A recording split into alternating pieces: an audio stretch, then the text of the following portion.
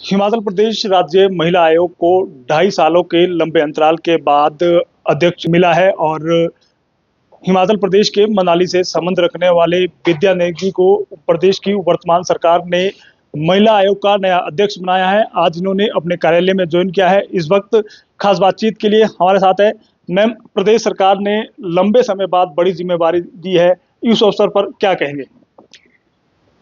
मैं प्रदेश सरकार का बहुत और माननीय मुख्यमंत्री श्री सुखविंदर सिंह सुक्खू जी का बहुत धन्यवाद करना चाहती हूँ। सबसे बड़ी जो प्राथमिकता मेरे की जो शिकायतें पेंडिंग हैं, अगर ये 2.5 साल नहीं हुई है तो हम 5 साल का काम 2.5 साल में करेंगे।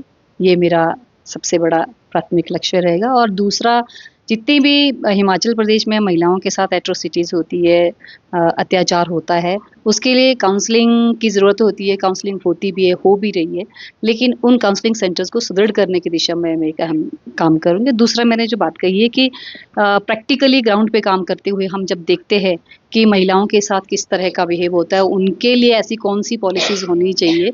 हमारा आयोग का एक सलाह जो जाती है सरकार के लिए, वो प्रैक्टिकल ज़मीन पे मुश्किलों को देखते हम चाहते हैं कि वो नीतिगत उसमें बदलाव हो। हिमाचल प्रदेश की वर्तमान समय की बात करें तो आयोग के पास 1500 से ज़्यादा शिकायतें पेंडिंग पड़ी हुई है।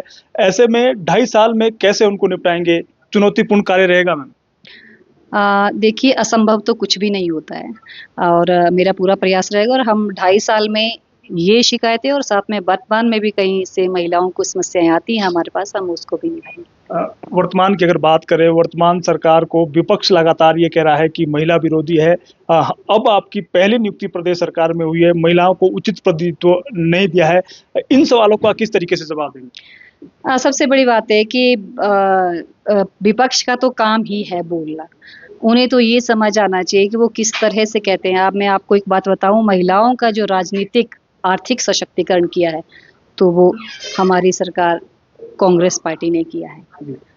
सबसे बड़ी बात है, महिलाओं को आरक्षण पंचायती राज में, जिसकी वजह से महिलाओं को आज 50% तक प्रतिनिधित्व करने का मौका मिल रहा है। मनरेगा जैसी योजना, जिससे कि गांव में उन महिलाओं के जिनके कभी खाते नहीं खुलते थे, उनके खातों में पैसा आया और वो आर्थिक रूप से सुदृढ़ भी हुई है। सरकार में जो कम है महिलाओं को नहीं।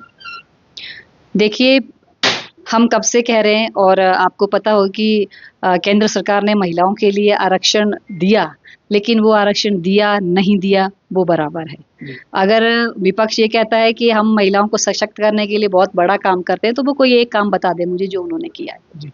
अगर बात करें, आज से नई पारी की शुरुआत हुई है, प्रदेश की महिलाओं को क्या आश्वासन देगी, क्या भरोसा देगी, किस तरीके से काम करेगा महिला आयोग?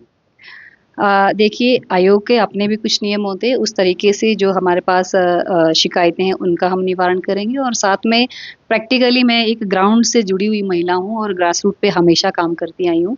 तो उस अनुभव के आधार पे हम अपनी पूरी टीम के साथ महिलाओं को न्याय दिलाने में और जो जेंडर इक्विटी का कॉन्सेप्ट है उसको हिमाचल प्रदेश में पूरी तरह से देखने के लिए काम करें। हमसे बातचीत में बहुत शुक्रिया। Thank you.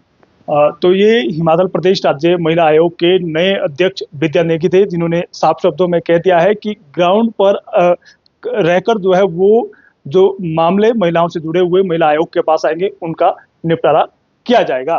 फिलहाल टेंज भारत के लिए यहाँ से बस इतना ही। बाकी तमाम ताज़ा तरीन अपडेट के लिए आप देखते रहे टेंज भारत।